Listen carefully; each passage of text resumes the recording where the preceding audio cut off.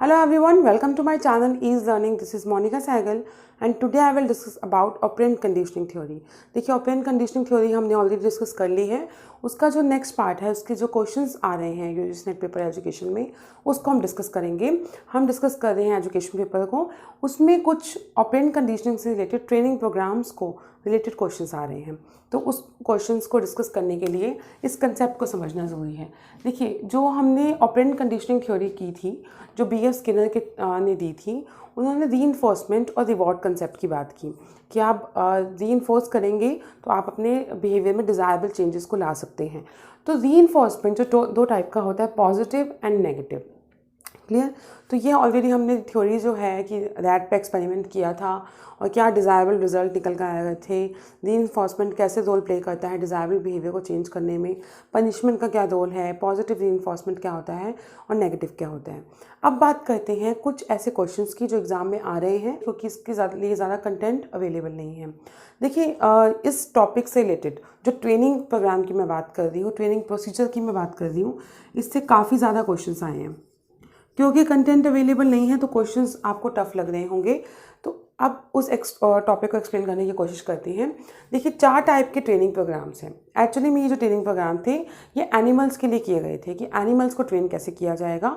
और बाद में जाके अब ये बोला गया कि बिहेवियर तो किसी का भी चेंज कर सकते हैं आप इन ट्रेनिंग प्रोग्राम के ज़रिए. तो 4 जो आपके ट्रेनिंग प्रोग्राम है, जिसमें फर्स्ट है आपका reward based training, next is omission based training, then escape training and fourth one is active avoidance training. कुछ 7 से 8 क्वेश्चन आपको दिख जाएंगे प्रीवियस ईयर क्वेश्चंस, और उनमें ये कंसेप्ट है. अब 3 चीज़ों पे क्वेश्चन जो बेस्ड है, क्यू, रिस्पॉन्स एंड रीइंफोर्समेंट. देखिए, इन क्वेश्चंस को समझने के लिए इस थ्योरी के जो ऑपरेंट कंडीशनिंग थ्योरी से ही निकल कर आई है ट्रेनिंग प्रोग्राम, उसको समझना ज़रूरी है. जो आपके 4 टाइप की ट्रेनिंग है, reward, omission, escape and active avoidance, इनको पहले समझ लेते हैं, फिर उससे कनेक्टेड 3 चीज़ों को हम समझेंगे. रिवॉर्ड ट्रेनिंग, जिसमें आपका नाम ही क्या है कि रिवॉर्ड देंगे आप. ऐसी ट्रेनिंग जिस देंगे, बिहेवियर कैसा चाह रहे हैं आप, रिवॉर्ड देंगे तो डिज़ायरेबल बिहेवियर चाह रहे हैं तो आप ट्रेनिंग देंगे. तो उस ट्रेनिंग में आप चाह रहे हैं कि आप सामने वाले से डिज़ायरेबल बिहेवियर ले लें, तो उसके लिए रीइंफोर्स करेंगे आप. रीइंफोर्स कैसा होगा, अगर आप खुद सोचिए कि आपको रिवॉर्ड देना है किसी को, तो आप डिज़ायरेबल बिहेवियर के लिए कर रहे हैं. तो रिवॉर्ड कैसी चीज़ है, पॉजिटिव रीइंफोर्समेंट. तो रिवॉर्ड की अगर हम बात करें तो रिवॉर्ड कैसा कंसेप्ट हो गया जो पॉजिटिवली रीइंफोर्स करेगा.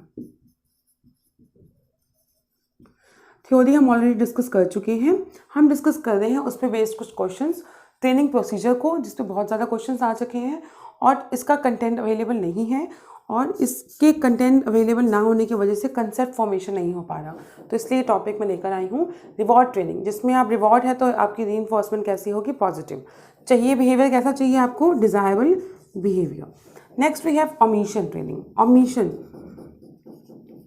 देखिए यहाँ पे वो बिहेवियर जो आपने अनडिज़ायरेबल बिहेवियर आपको रोकना है. मतलब जो बच्चों, मान लीजिए पेरेंटिंग की भी अगर बात करें, तो अनडिज़ायरेबल बिहेवियर को रोकने के लिए आप रीइंफोर्स तो अभी पॉजिटिव ही कर रहे हैं, लेकिन बच्चों को भी आइडिया लग जाता है कि क्या चीज़ें हो रही हैं और क्या नहीं. तो इसमें रीइंफोर्समेंट तो पॉजिटिव ही है, लेकिन क्योंकि बच्चों को पता हो जाता है कि अगर ये काम किया तो डांट लगेगी. ठीक है, एक पर्टिकुलर काम की बात कर लें, अगर ये चीज़ की तो डांट लगेगी.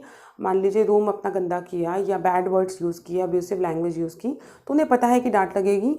तो अभी अनडिज़ायरेबल बिहेवियर को रोकने के लिए रीइंफोर्समेंट तो पॉजिटिव है, नेगेटिव की तरफ हम नहीं गए हैं. 2 टाइप की रीइंफोर्समेंट होती है, पॉजिटिव एंड नेगेटिव, जिसमें आप डिज़ायरेबल बिहेवियर चाहते हैं. नेगेटिव रीइंफोर्समेंट में जो आपने स्टिमुलस दिया था उसे आप हटा लेंगे, तो उसे आप कहेंगे नेगेटिव रीइंफोर्समेंट. ठीक है, तो इसमें आप बचते हैं. ओमिशन है.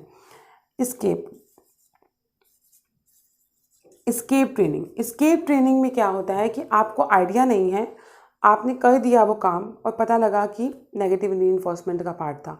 मतलब आपको बिल्कुल आइडिया नहीं था. मान लीजिए आप ऑफिस में लेट हो गए, अब लेट हो चुके हैं, आपको डांट लगी, लेकिन आपको पता नहीं था कि आज आप लेट हो जाएंगे. तो रिस्पॉन्स भी आ गया, आइडिया भी नहीं था. तो और कुछ आइडिया नहीं था तो क्यों, और ये सब चीज़ें हम डिस्कस करेंगे. ठीक है, रीइंफोर्समेंट कैसा रहेगा यहाँ पर, नेगेटिव. फिर बात करते हैं active avoidance training.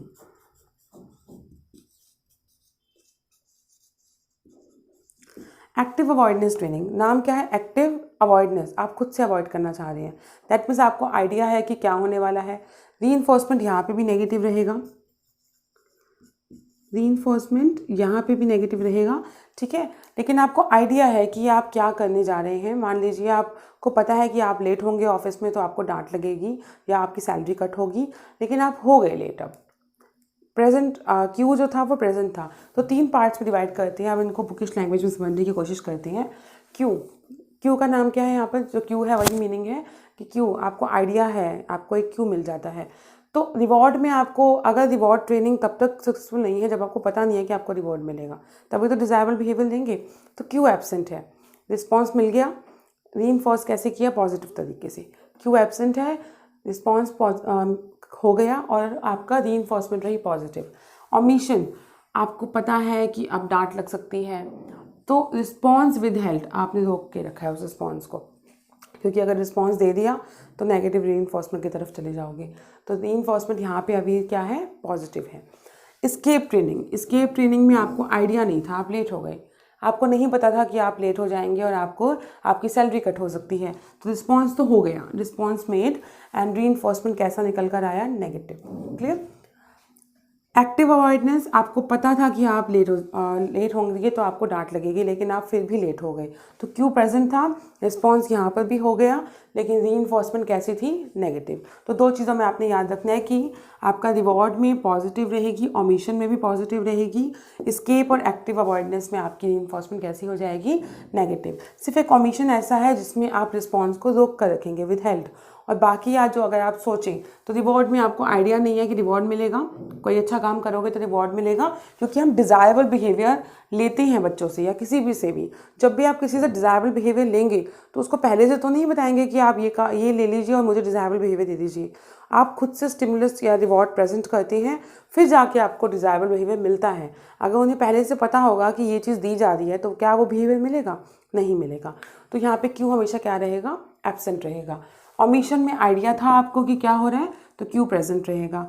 Escape training में आपका जो क्यू है वो क्या रहेगा? एब्सेंट रहेगा, क्योंकि आपको पता नहीं था।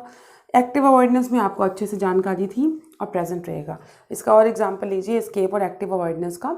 जैसे कि मान लीजिए आपको बाहर गए, आपको नहीं पता था सनलाइट है, आप अपनी आँखों को बंद खोल कर दें। अगर पता होता, एक्टिव अवॉइडनेस में आप उस कंडीशन को अवॉइड करने की कोशिश करते हैं। अब आपको पता है कि बाहर सनलाइट है तो आपने शेड्स ले लिए, गॉगल्स ले लिए, ताकि आपकी आइज़ पे इफेक्ट ना आए। दैट मीन्स इसमें आपको आइडिया नहीं होता और इसमें आपको आइडिया होता है। तो इस एक कंसेप्ट से आपके 5 से 6 question, previous year question sort out हो जाएंगे। आई होप आपको ये सेशन समझ आ गया होगा। ये आपका ऑपरेंट कंडीशनिंग थ्योरी का ही पार्ट है, जिसमें आपकी 4 टाइप्स की ट्रेनिंग प्रोग्राम दिए गए: reward, omission, escape and active avoidance. Clear? उसमें क्यू, रिस्पॉन्स और रीइंफोर्समेंट से मैच द फॉलोइंग करके टाइप के क्वेश्चंस आते हैं। तो आप ये जितने भी क्वेश्चंस आपके इजीली सॉर्ट आउट हो जाएंगे। कब आपको रिस्पॉन्स मेड करना है, कब विद हेल्ड करना है, कब आपकी रीइंफोर्समेंट पॉजिटिव होगी, कब नेगेटिव होगी। आई होप आपको ये क्लियर हो गई होगी। तो please subscribe to my channel and hit the bell icon for latest update. जितने भी एजुकेशन से रिलेटेड टफ टॉपिक हैं, इंपॉर्टेंट टॉपिक हैं, उसकी वीडियो जल्दी ही आपको इस चैनल पर मिलेंगी। तो do not forget to subscribe to my channel and hit the bell icon for latest update. Thank you.